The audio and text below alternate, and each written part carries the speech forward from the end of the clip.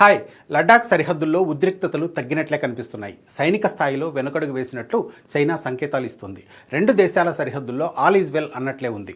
కానీ నిజంగా చైనా వెనక్కి తగ్గిందా, లేదా తుఫాను ముందు ప్రశాంతతలా మరో భారీ కుట్రకు పన్నాగాలు పన్నుతోందా? అమెరికా రక్షణ శాఖ విడుదల చేసిన ఓ నివేదికను లోతుగా చూస్తే చైనా మాస్టర్ ప్లాన్స్ ఏంటో బయటపడతాయి.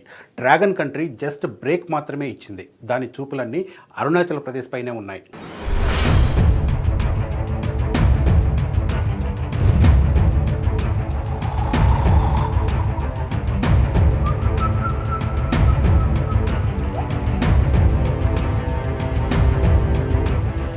ప్రతి దేశానికి సహజంగానే కొన్ని కోర్ ఇంట్రెస్ట్ ఉంటాయి. వాటిని నెరవేర్చుకునే విషయంలో ఆయా దేశాలు ఎట్టి పరిస్థితుల్లోనూ వెనక్కి తగ్గవు. అంటే కోర్ ఇంట్రెస్ట్పై ఒక్కసారి కమిట్ అయితే ఇక వెనకడుగు వేసే ప్రసక్తే ఉండదు. చైనాకు కూడా అలాంటి కోర్ ఇంట్రెస్టులు కొన్ని ఉన్నాయి. అమెరికా, రష్యాలను తలదన్ని ప్రపంచంలో తానే సూపర్ పవర్గా ఉండాలనేది చైనా ఏకైక లక్ష్యం. 2049లోపు దీనిని సాధించేందుకు దీర్ఘకాలిక లక్ష్యాలను పెట్టుకుంది.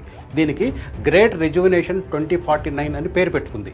ఈ కోర్ ఇంట్రెస్ట్లను సాకారం చేసుకోవడం కూడా గ్రేట్ రిజువినేషన్లో భాగమే. దీనికోసం చైనా ముఖ్యంగా 3 అంశాలపై ఫోకస్ పెట్టింది. జాతీయ ఐక్యత, భూభాగ సమగ్రత, కమ్యూనిస్టు పార్టీ అధికారానికి భంగం కలగని అంశాలు. ఈ మూడింటి విషయంలో చైనా ఎవ్వరితోనూ కాంప్రమైజ్ కాదు. అవసరమైతే యుద్ధానికి వెనుకాడదు. గ్రేట్ రెజ్యువినేషన్ను సాధించడానికి చైనా బ్లూ ప్రింట్ను కూడా సిద్ధం చేసుకుంది. దీనికి సంబంధించిన పాలసీ డాక్యుమెంట్ను ఎప్పుడో రెడీ చేసింది. దక్షిణ చైనా సముద్రంపై ఆధిపత్యం, తైవాన్ను పూర్తిగా స్వాధీనం చేసుకోవడం, మూడోది అరుణాచల్ ప్రదేశ్ను కూడా తమ భూభాగంలో కలిపేసుకోవడం. ఈ 3 అంశాలను కోర్ ఇంట్రెస్టుల్లో భాగంగా ముందుకు తీసుకెళ్లబోతోంది చైనా కమ్యూనిస్టు ప్రభుత్వం. అంటే చైనాకున్న కోర్ ఇంట్రెస్ట్లలో అరుణాచల్ ప్రదేశ్ కూడా ఒకటి.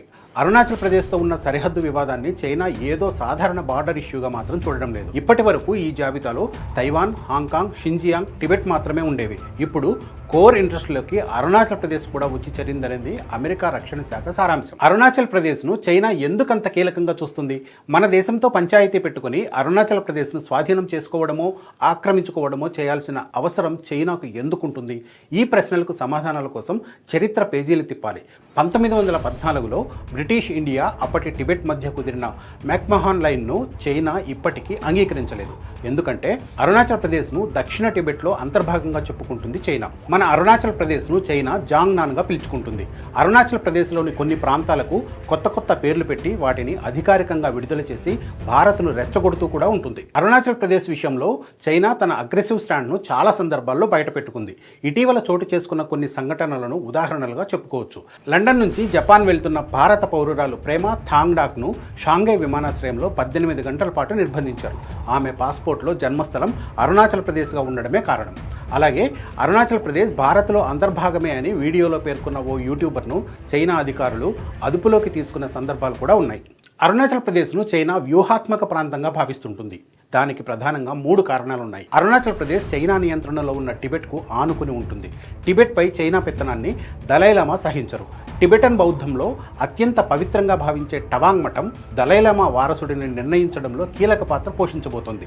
ఇవన్నీ చైనా జీర్ణించుకోలేని విషయాలు. అందుకే అరుణాచల్ ప్రదేశ్ విషయంలో ఎప్పుడూ కయ్యానికి కాలు దూవుతూ తన విస్తరణ ఎజెండాను అమలు చేసేందుకు ప్రయత్నిస్తూ ఉంటుంది చైనా.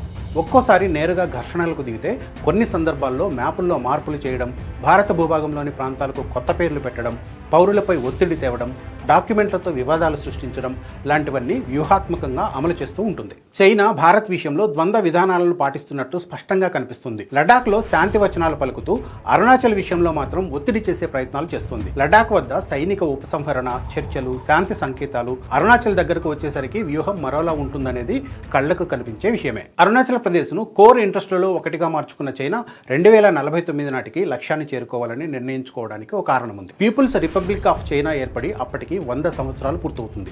అప్పటికి బలమైన ఆర్థిక వ్యవస్థగా అవతరించడం, ప్రపంచంపై సాంకేతిక ఆధిపత్యాన్ని సాధించడం, సైన్యాన్ని ఆధునీకరించి వరల్డ్ క్లాస్ మిలిటరీని ఏర్పాటు చేయడం, ఇవన్నీ సాధించాలనుకుంటోంది చైనా. మిగతా లక్ష్యాల సంగతేమో కానీ భారత్ లాంటి దేశంపై దండయాత్ర చేసి అరుణాచల్ ప్రదేశ్ను స్వాధీనం చేసుకోవడం వ్యూహాలు రచించినంత ఈజీ మాత్రం కాదు. అయితే వివిధ కుయుక్తుల ద్వారా దీర్ఘకాలికంగా ఒత్తిడి చేసే విధానాన్ని ఎప్పటికీ సజీవంగానే ఉంచుతుంది చైనా. చైనా ఎలాంటి లక్ష్యాలైనా పెట్టుకోవచ్చు, తనను తాను ఎంత శక్తివంతంగానైనా ఆవిష్కరించుకోవచ్చు. అంత మాత్రాన వేరే దేశం భూభాగంలోకి వచ్చి అది తమదేనని చెబితే ఏ దేశము చూస్తూ ఊరుకోదు. భారత్, టిబెట్, తైవాన్ ఏ దేశం నుంచైనా ప్రతిఘటన ఖచ్చితంగా ఉంటుంది. 2049 కాదు, ఇంకో 100 సంవత్సరాలకు కూడా అరుణాచల్ ప్రదేశ్ భౌగోళికంగా భారత్లోనే ఉంటుంది. మనం చేయాల్సిందల్లా చైనా వ్యూహాలకు ప్రతి వ్యూహాలు రచించడమే, ఓ కన్ను వేసి ఉంచడమే. అరుణాచల్ ప్రదేశ్ విషయంలో చైనా స్టాండ్ను మీరెలా చూస్తారో నాకు చెప్పండి. Waiting for your comments. Thank you.